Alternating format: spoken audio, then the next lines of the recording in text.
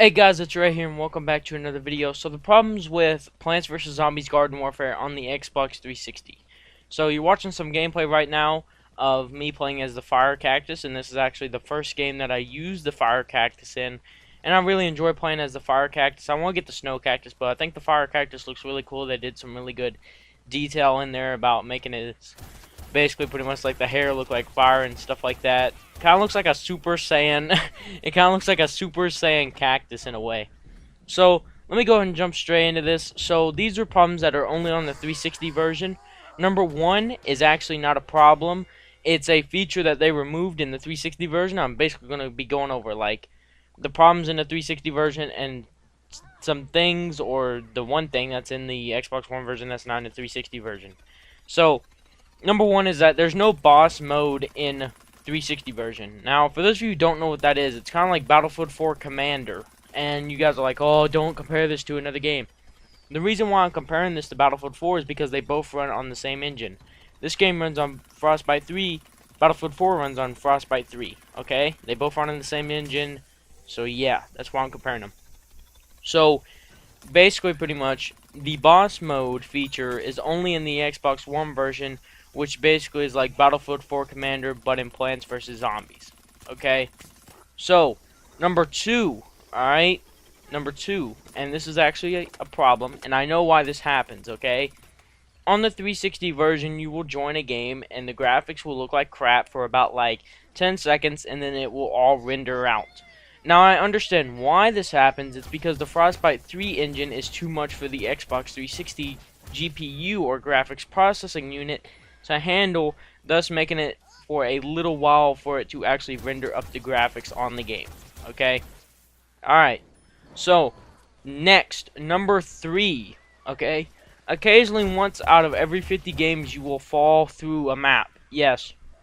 It usually happens when you join a game very late, like near the end of it. You will actually join and fall through the map, but you don't actually die. You don't die. You'll just kind of like do the thing that you do, and sometimes when you glitch outside of the map or something like that in GTA, where you just like do the infinite falling ragdoll thing and stuff like that, and you'll essentially do that, right?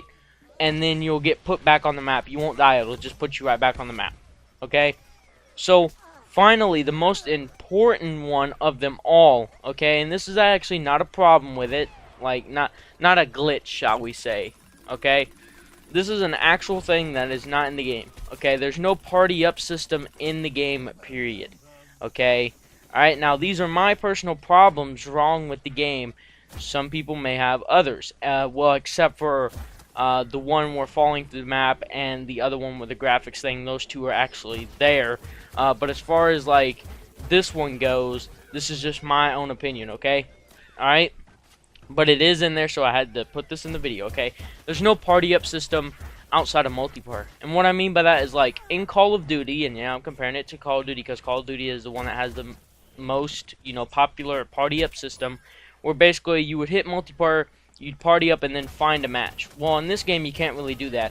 Sure, there's garden ops, which is essentially like you pick a garden and then survive and try to survive till the end, right? Well, you can technically go into that, make it a private session, invite your 4 other friends or 3 other friends into that and play. That's not what I'm talking about. I'm talking about like multiplayer team vanquish gardens and graveyards.